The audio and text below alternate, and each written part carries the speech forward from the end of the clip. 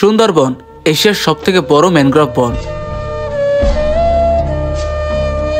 এই বনটি বাংলাদেশের খুলনা বিভাগে অবস্থিত। তাই খুলনার কিছু জায়গা থেকে সুন্দরবনের কিছু ভাইব পাওয়া যায়।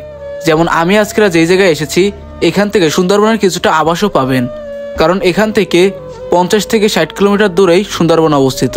তো চলুন প্রথম থেকে আমরা শুরু করি। আমরা এখন বাইকে করে রওনা দিচ্ছি খুলনার তেঁতুলতলার উদ্দেশ্যে।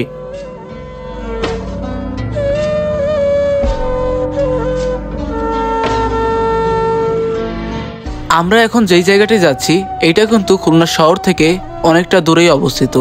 প্রায় খুলনা শহর থেকে 20 থেকে 30 কিলোমিটার দূরেই কিন্তু এই তেঁতুলতলাটি অবস্থিত।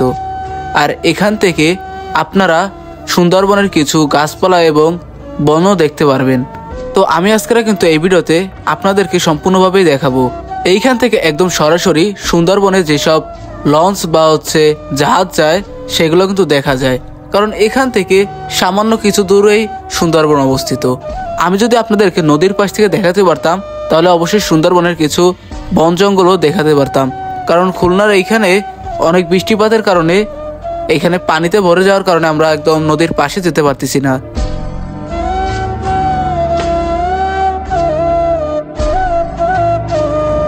নিঃসন্দেহে আপনারা এখানে আসলে অবশ্যই প্রকৃতির সঙ্গে নিজেদের সুখ দুঃখ ভাগাভাগিও করে নিতে পারবেন, কারণ এমন গ্রাম্য পরিবেশ এবং এত সুন্দর পরিবেশ অন্য কোথাও পাওয়া যায় না। শহরের ভিতরে এই যে সাইডটা, এইখানে কিন্তু পুরোই গ্রামের ফিল পাওয়া যায়। শুধু এই জায়গাটার ফিলই গ্রামের মতন নয়, এখানকার যে দোকানপাট বা যে বাজারটা এটাও কিন্তু গ্রামের বাজারের মতনই অনেকটা, কারণ এখানে হাটের মতন করে বিভিন্ন বাসা এবং বাড়ির যে সকল সবজি সেগুলো কিন্তু বিক্রি করা হয়। আজকের ভিডিওটা বেশি একটা বড় করব না। এই ভিডিওতে যদি 100 রিয়েক্ট পড়ে তাহলে আমি সুন্দরবন নিয়ে একটি ব্লগ বানাবো, যেখানে আমরা সুন্দরবন ট্রিপে যাচ্ছি এবং সুন্দরবনের কি প্যাকেজে যাওয়া যায় সেগুলো নিয়ে। তাহলে অবশ্যই লাইক করে আমাকে উৎসাহিত করবেন।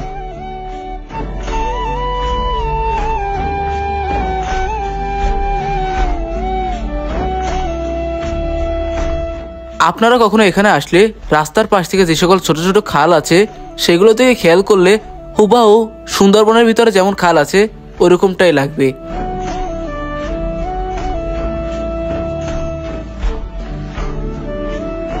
আমি আসলে এই জায়গাটায় প্রায় সময় এসে থাকি, কারণ যখন ঘোরাফেরার জায়গা পাই না তখন মনে হয় যে একটু সুন্দরবন থেকে ঘুরে আসি। তাই 5 টাকা কি 10 টাকা অটো ভাড়া দিলেই এখানে নিয়ে আসি।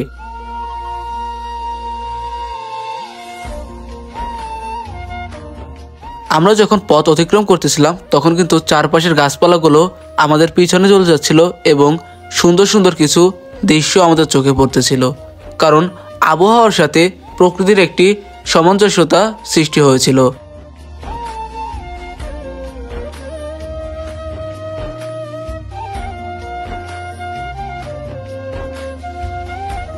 তো আজকের ভিডিওটা এই পর্যন্তই। যদি আপনাদের কাছে ভালো লেগে থাকে অবশ্যই লাইক দিবেন, এবং যদি খারাপ লেগে থাকে অবশ্যই কমেন্টে জানাবেন। ধন্যবাদ।